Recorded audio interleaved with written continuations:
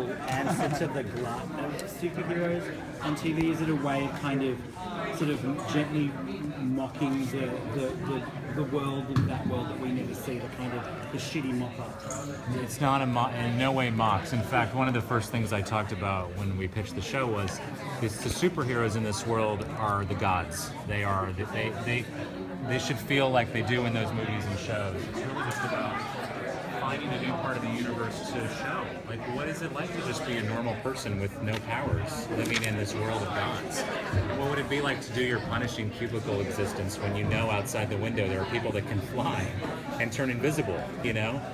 Or stop bullets with their penis, you know? True story, guys. True story. And then in addition to that, how do you get to work in the morning? You know, when there's rubble falling from the sky and there's tidal waves caused by Aquaman, or have you already told your boss? Do you basically have these things built into your commute? Like getting into the minutia of what it would be like to just be us, you know? Like in a regular show, you'd look around the corner, the hero and the villain would whip around the corner in the air. Someone would toss a fireball or like explode into a side of a building. Glass would come down. Someone else would pick up a car, throw it down the building, and then it would go around. The camera would follow them around the corner. And for us, we see them come around the corner. Our camera doesn't go around the corner with the heroes. It stays there with the person who's, you know, the place where they get their bagel in the morning was just set on fire, and they're like, where am I going to get a bagel now? Yeah, Right? That's a good scene. We should do that.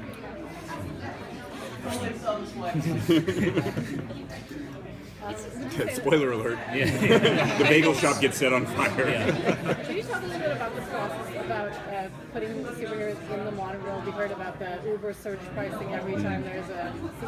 like, how did you...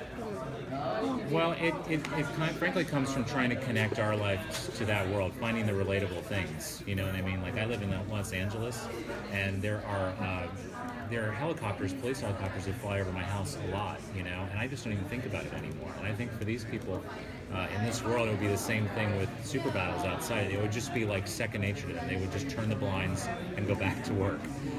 Like in the pilot, there's that scene where a supervillain breaks into the airwaves and interrupts their work, and they all just mute their computers and go back to work. It's just life for them, you know. And I think finding that relatable way in is, I think people will be very relaxed watching the show. I think it'll feel like a workplace show to them. You know what I mean? No, I don't think it takes any work. I think you immediately relate to it. Right. Do you plan Relaxed is the wrong word. I get it. No, I think it's really fun. Guys, just chill out and watch our show. Yeah.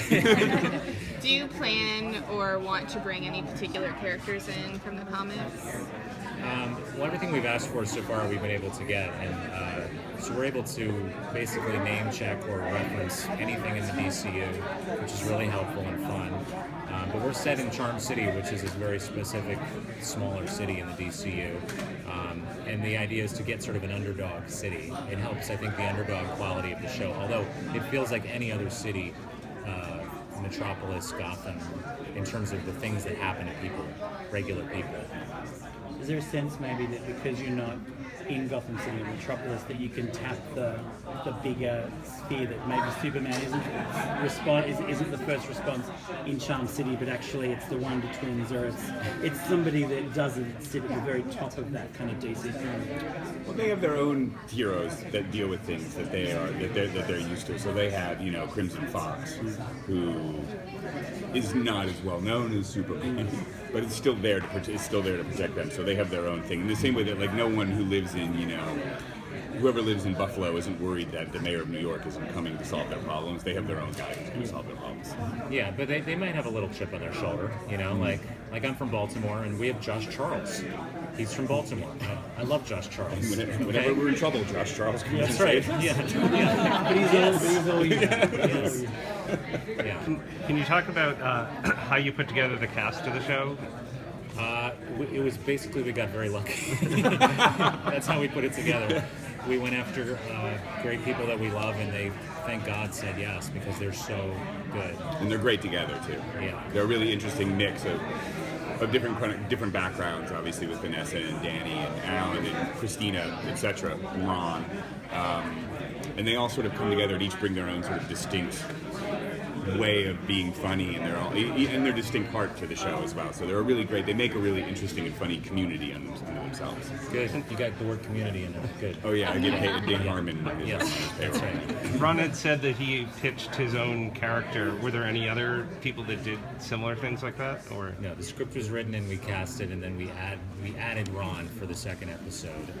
And meeting him was great because he was like, his sweetness and optimism was exactly what we wanted for that character, which was, he's very different from the other characters in that he still has that childlike enthusiasm for superheroes, whereas everyone else is over it, you know? So it's a fun contrast. I mean, a lot of comic book geeks often like wonder about what it would be like to live in that world, and now you're going to tell them what it's like. But I was wondering, for people who are not into comic books and maybe not that into so much into superheroes, what did they get out of this show? The show it's about what it's like. How do you empower yourself when you have no power? There's a very very strong thematic that's built into the story from the beginning. It's really about empowerment, and it's about the little guy battling the big guy. It's about what it's like to go up against a tough boss every week. I think everybody can relate to that in some way. It's about what it's like to be born into a world where you're not the rich person. Where you don't have the reins and you don't pull the strings. But Yeah. what was the original spark? What was that moment where you went, hey, this should be a series? I've been a comic fan my whole life, and I've always loved the DC universe, and I've always wanted to live in it, you know, and it's all around us now, so it's kind of unescapable, that idea. And I do think that idea of like feeling powerless, that feeling, and like how do you empower yourself, I think is a really fun, strong, emotional way to get into a story. So I just think it'd be a fun concept for a show. Yeah. Thank you so much. Everybody. We